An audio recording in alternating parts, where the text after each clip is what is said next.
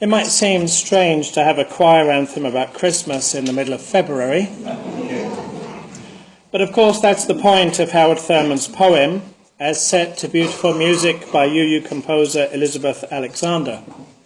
What Thurman describes as the work of Christmas, to find the lost, to heal the broken, to feed the hungry, to release the prisoner, to rebuild the nations, to bring peace, is work for the whole year, not just for a few days or even a few weeks in December. The work of Christmas is year-long. Just as Thanksgiving isn't the only day to be grateful, Valentine's Day isn't the only day to express love, St. Patrick's Day isn't the only day to eat food that's been boiled until it's all the same colour.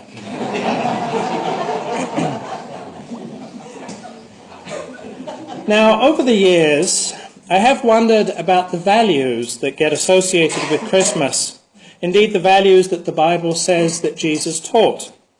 They tend to be called Christian values, which is perhaps understandable, but still somewhat odd given that Jesus was Jewish. And the values he taught really put him in the line of Hebrew prophets, who've been preaching many of the same things for centuries before him. As asked by Micah 700 years earlier, "What is required of you but to do justice and to love kindness and to walk humbly with your God?" An older prophet, Amos, was even more pointed. I despise your festivals, and I take no delight in your solemn assemblies, but let justice roll down like waters and righteousness like an ever-flowing stream. They were all making it pretty clear that it isn't about what we would call religious observances. It certainly isn't about believing the right things. Rather, it's about doing good things. It's about love in action. And there have been others who have made that point since biblical times too. There was John Chrysostom, who became Archbishop of Constantinople at the end of the 4th century. Critical of abuses of wealth and personal property, he said, "No act of virtue can be great if it is not followed by advantage for others.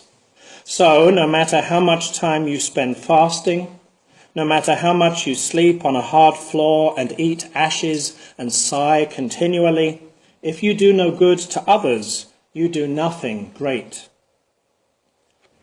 And in our own time, there's Cory Booker, former mayor of Newark, New Jersey, and now senator for that state. "Before you speak to me about your religion," Booker said, "first show it to me in how you treat other people. Before you tell me how much you love your God, show me in how much you love all God's children. Before you preach to me of your passion for your faith, teach me about it through your compassion for your neighbours. In the end," Booker explained, "I'm not as interested in what you have to tell or sell as I am in how you choose to live and give." Now, Unitarian Universalism has always lifted up deeds, not creeds, as it's often put. We stand firmly on the side of doing something. And it's no surprise that I see the words I've already quoted, from Amos and Micah to Thurman and Booker, quoted and posted and shared by UUs on a regular basis. That's the best way to be religious, we seem to agree, actually live it. But consider the following story from Robert Walsh, Minister Emeritus at First Parish Church, Unitarian Universalist in Duxbury, Massachusetts. He recalls reading in the newspaper a story about a seminary professor in Kansas City who was put on trial by the Southern Baptists, accused of being a Universalist. It's no wonder they were suspicious, Walsh noted. The professor had stated publicly his belief that all people born into the world are children of God. And as if that were not enough, he also supported the ordination of women. "Case closed?" Walsh asked. The professor denied the charges. "I'm not a Universalist," he said, and he convinced them. After 4 hours of deliberation, they voted 21 to 11 to let him keep his job. There was, by the way, a similar case a few years ago that ended up impacting a Unitarian Universalist congregation quite significantly. Carlton Pearson was a Pentecostal preacher, and not just a minister, but a bishop, with his own church, one of the largest in Tulsa, Oklahoma, which boasts a number of very large churches, and a major following on national television. And then, watching one night a news report about the genocide in Rwanda, Pearson had an epiphany. He simply couldn't come to terms with the fact that the victims of the genocide were going to hell simply because, as his tradition taught, they hadn't been saved. And being a good preacher, of course, he didn't keep this to himself. He was clear that he doubted the existence of hell as a place of eternal torment. He said, rather, that hell is created on earth by human depravity and behavior. After a few years, he was calling this his gospel of inclusion, though to anyone who recognized it, it was good old-fashioned universalism. And some did recognize it. There was a formal tribunal by the Joint College of African American Pentecostal Bishops, and unlike the professor in Robert Walsh's story, the tribunal officially declared Pearson a heretic. His congregation lost most of its members, and the bank foreclosed on their building. Worse than all that, Pearson said, the venom he has felt from conservative Christians has been much deeper, much more adamant, and more ferocious than any racism he has ever encountered. The remaining members held services for a while at a local Episcopal church, but then Pearson started meeting with Marlin Lavenhar, senior minister at All Souls Unitarian Church in Tulsa. As a UU minister, of course, Lavenhar recognized that Pearson had been preaching classic no hell universalism. So Lavenhar invited Pearson to come preach. And All Souls gave Pearson's congregation their entire collection that morning. And you can imagine the size of that when I tell you that All Souls is our largest bricks and mortar church in the entire world. And then, since they were without a church of their own, Lavenhar invited Pearson to take the second service slot during the summer when All Souls went to one service. And then Pearson, his family, and his congregation decided to join All Souls. What had been a very nearly all-white congregation became multiracial and multicultural just like that. They have 3 services on a Sunday morning now. A traditional UU service, much as we have here, an intellect-oriented humanist service, and a contemporary service, somewhat Pentecostal in flavour, but still inclusive and liberating and welcoming and, well, Unitarian Universalist in its message. Pearson was outspoken when it came to being convinced of universal love. The Kansas City professor, on the other hand, denied that merely holding certain lowercase u universalist beliefs made him an uppercase U universalist. So in reflecting on the latter, Robert Walsh continues by writing, "Now I confess to being a universalist. In fact, I am a Unitarian Universalist. But I wonder, if I were arrested and charged with being one, would there be enough evidence to convict me?" What a great question. If being a Unitarian Universalist were against the law, and you were arrested and charged with being a UU, would there be enough evidence to convict you? After all, it's not about beliefs, but behavior. If we reject creeds in favor of deeds, then it's about faith that is lived out in the world, putting love into action. It's about recognizing, as author, feminist, and social activist Bell Hooks puts it, that the transformative power of love is the foundation for all meaningful social change. That's why the Standing on the Side of Love campaign recommends 30 days of love, as a time to intentionally focus on the connection between spirituality and justice. Yes, that's a connection we should keep in mind year-round, of course, but just as focusing on gratitude at Thanksgiving can help us be a bit more thankful all year long, and so on with other such occasions, so can 30 Days of Love help us to deepen our engagement with the theology and resources for social justice work. One of the recommendations concerning 30 Days of Love is to take the opportunity to recognize people who have put their courageous love into action through words and deeds. People who would indeed be convicted of being UU on the basis of the evidence of those words and deeds.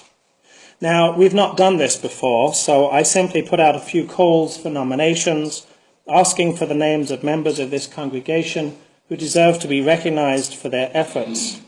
And certainly many more than these 4 people could receive such recognition, but these 4 were consistently amongst all those nominated. The first person for whom I have an award, and I don't think she's here in the building this morning, is Janine Christensen, so I'm going to give this to her later on. Though she is tremendously busy at work and home, Janine volunteers in many different ways here at the Fellowship, and all the while, as one of those who nominated her puts it, she is unfailingly one of the kindest people here. Amongst her many activities, she is a Fellowship Circle facilitator, and beyond our own walls has participated in social witness events from the Mass Moral March 2 years ago to the NAACP's Journey for Justice last fall. And if you've ever seen any pictures of Janine at such events, you'll know that she's also raising her children to demonstrate the courage of their convictions too. Our next person to whom I'm giving an award is Sarah Pierce Davis. Sarah, would you come up here, please?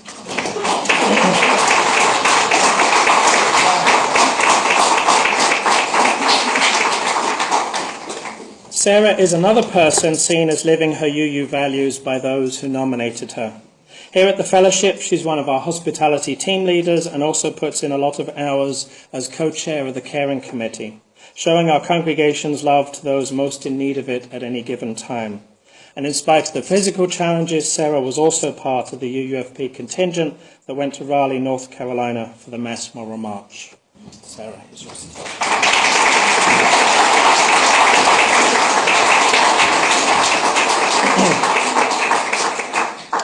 Our next recipient is Robin Van Tine.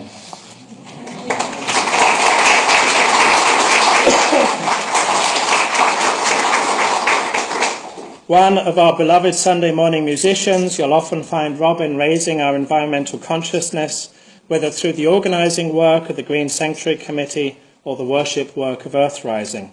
He too was part of the Mass Moral March, as well as the Valentine's Day witness at the Newport News Courthouse in support of marriage equality, and was nominated in particular for his work with the Southeast Care Coalition, which is tackling the problem of air pollution in the marginalised communities of Newport News.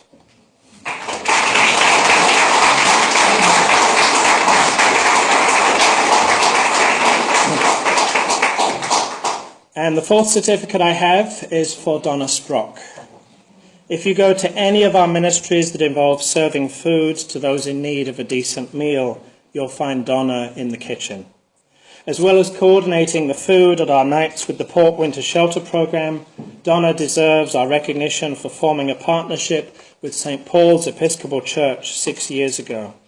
With different church groups coming in on Friday evenings to prepare food, Donna introduced the idea of serving real meals made with fresh ingredients, putting into practice our belief in the inherent worth and dignity of all people. For a few years, Donna even paid for most of that food herself.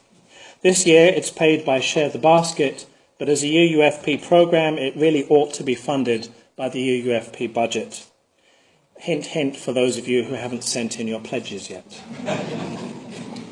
Let's give all of our Courageous Love Award recipients one more round of applause.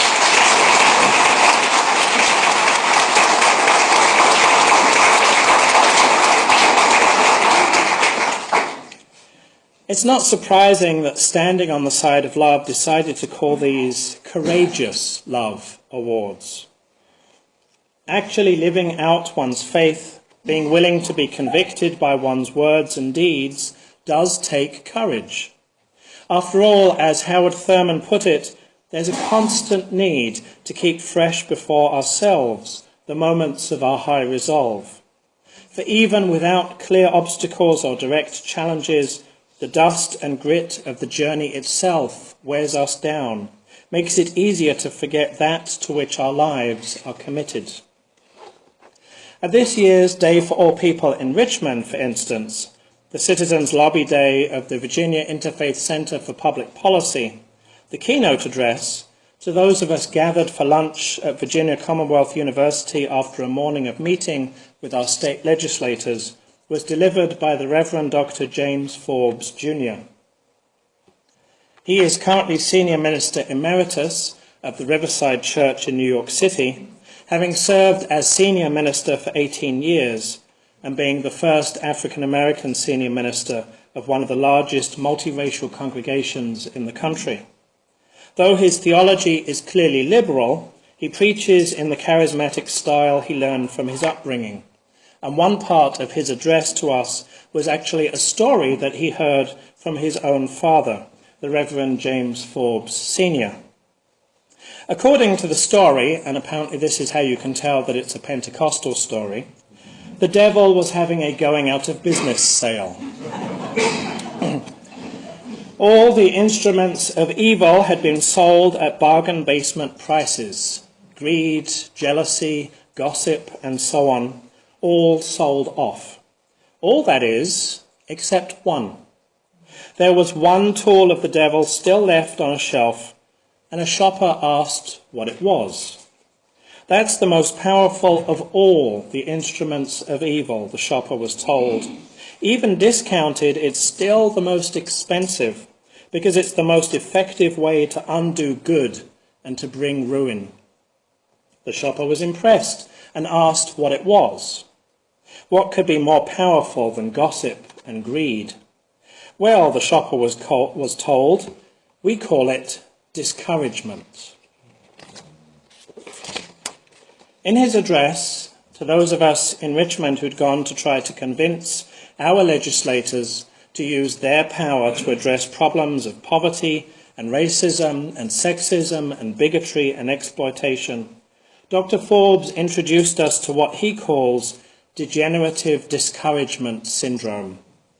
After all, he pointed out, how long have some of us there been working on the same issues year after year after year, with very little progress, and sometimes even moving backwards? Dr. Forbes didn't get into specifics, but I'll give you one example. Do you think everything's solved for LGBT individuals just because the Supreme Court said last year that same-sex marriage had to be recognized in every state? Well, think again. This year, 9 anti-LGBTQ bills were introduced in the Virginia legislature, bills that would, for instance, allow discrimination by businesses refusing to serve same-sex couples, and actually require schools to verify that bathrooms are only used by people whose anatomy matches the signs on the doors. Thankfully, 7 of the 9 bills have already been defeated or failed to get out of committee. One was actually withdrawn by his sponsor when he realized that it allowed for much more than discrimination against the gays and lesbians that he intended to target. But you can bet that these or other similar bills will be back in the next session, because the people who sponsor them are still in office. So even with the most hopeful vision of what our society could be, we need encouragement, because working for that vision year in, year out, with disappointments and setbacks, well, it can be discouraging. It takes courage to overcome those challenges and obstacles. Now, courage isn't acting when there is no reason to be afraid. Rather, courage is doing what must be done because we know it's right, even though we are afraid. Courage is about working through pain, given the conviction that by doing so we will be transformed for the better. Courage is about taking the risk to blaze a new trail, trusting that the destination is worthy and that others will follow. Courage is about being willing to leave the security of thinking of paradise as only a distant future possibility and instead recognize that we never left the Garden of Eden. Courage is about taking a stand against oppression, even if we ourselves are not being oppressed. Courage is about challenging those who would keep us afraid. But here's the thing about that word, courage. It comes to us in English from the Latin word for heart. So courage is a quality of the heart. And to be discouraged is to lose heart. And to be encouraged is to take heart. Is it surprising that both courage and love are associated with the same part of the body? So it makes a lot of sense to talk about courageous love. Love gives us the courage to take the things we believe and the values we hold and put them into action in words and deeds. Love is the courage of our convictions. Of course, courage doesn't just happen because we want or need it to happen. Rather, courage happens when we know, not just intellectually, but deep in our hearts, that we are not alone. This is one of the most important purposes of Unitarian Universalist congregations. For there are lots of reasons to be afraid in today's world. Some fears are natural and serve, thanks to our evolutionary history, to increase our chances of survival. Other fears are manufactured and serve the profit-making and power-mongering of others. But if there is one vital message that Unitarian Universalism seeks to convey, it is this: you are not alone. None of us is individually called to solve the world's ills all by ourselves. None of us is individually responsible for fixing our community's problems all by ourselves. Together we can, and indeed we must, take on these challenges. And when we remember that, then we find our courage. In the words of UU Minister Wayne Arneson, take courage, friends. The way is often hard, the path is never clear, and the stakes are very high. But take courage, friends, for deep down there is another truth. You are not alone. May we always remember it to be so.